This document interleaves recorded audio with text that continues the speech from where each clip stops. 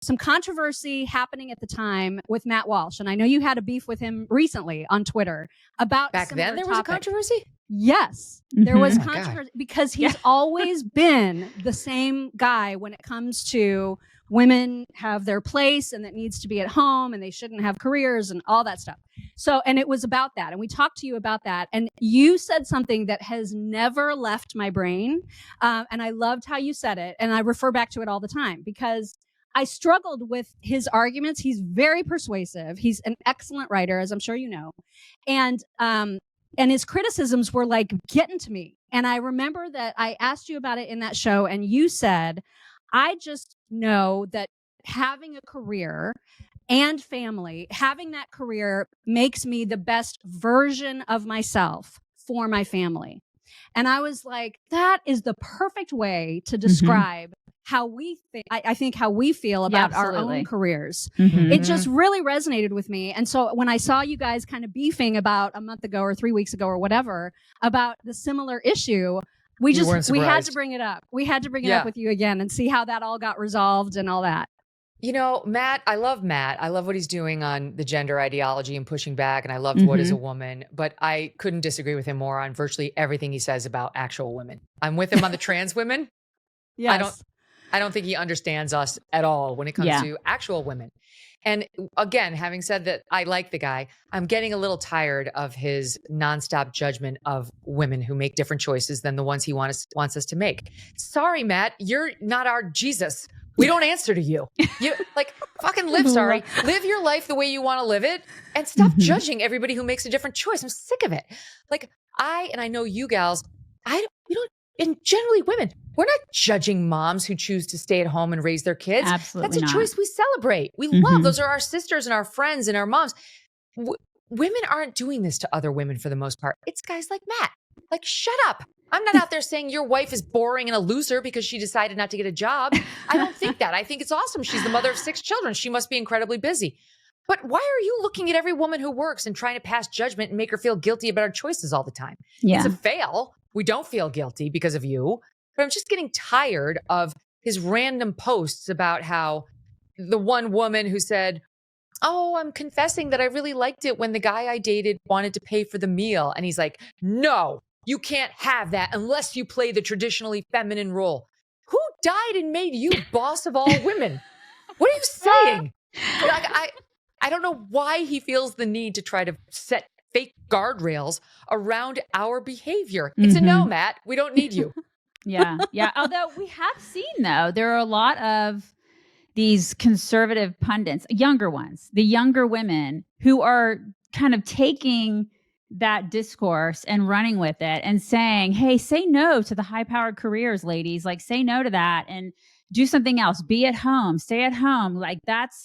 That's more admirable than having these high-powered careers. We're seeing a lot more of that from the younger women. And we did a podcast on that, a deep dive a couple weeks ago, I think it was, Mary. About the trad wives? About trad wives and that whole, just kind of the whole phenomenon. It's a trend, really, with more of the younger conservative pundits talking about this. And we were like, okay, this is a little bit weird. We got a lot of backlash for talking about it in a way where we're like, listen, staying at home is great, but we love working and we don't want to be demonized for working. What is that all about? Why is that happening?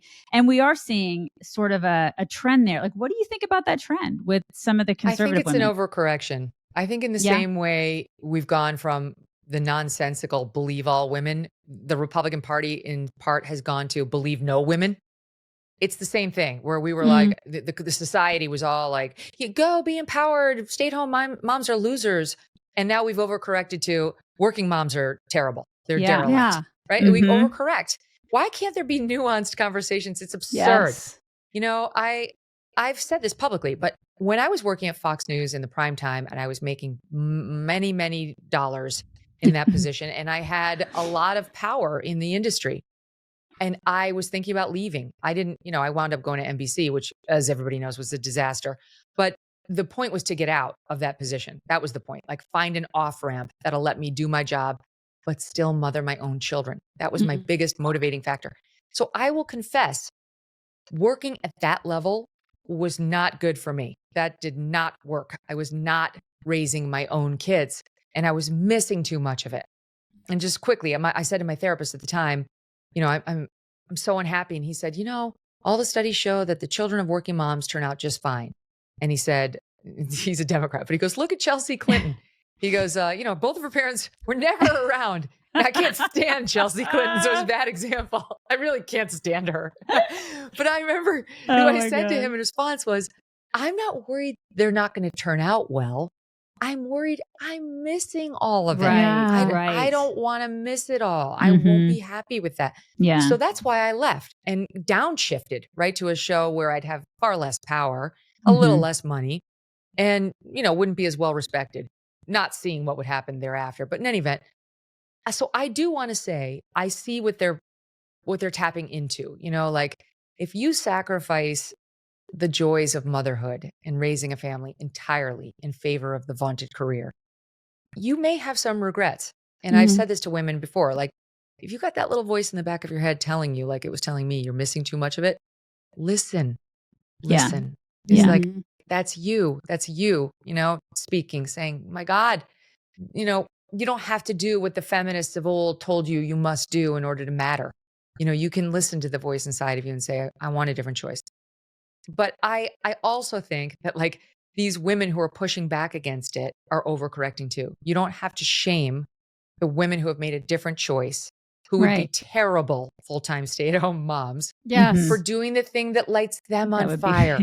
Right? Exactly. Like, because the version of them, as I said, who would come home to those children if they only worked an hour a day, or who would be home with them if they worked no hours of the day, might be a terrible person. Might be full of anxiety or an OCD complex that they didn't get to work out, whatever. And so we shouldn't be judging each other. Everyone's going to make the choice that's right for them. And one other thing, I will say this. I said to my daughter's school, she's at a very competitive, great all-girls school. I said, here's something you can do for the girls on career night. Bring in a stay-at-home mom.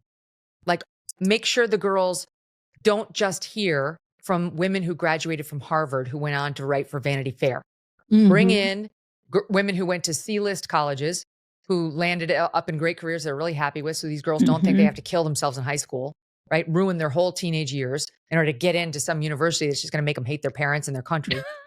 And bring in a stay-at-home mom who says, hey, here's another lane. This is a different choice I made and it's awesome. This is why I love it. Or even, I said this to her, even a stay-at-home wife. No kids.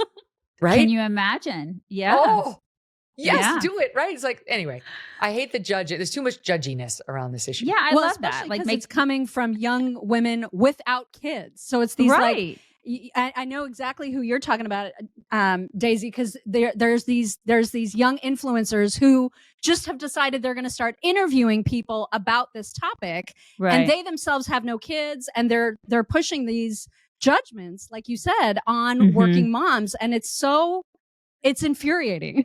They don't know what they're talking about. I mean, like, I can only speak for myself on the actual personal experience, but I will tell you, I come home from work any day. I mean, the entire time I've been married to Doug, and we're going on 16 years in a week or two.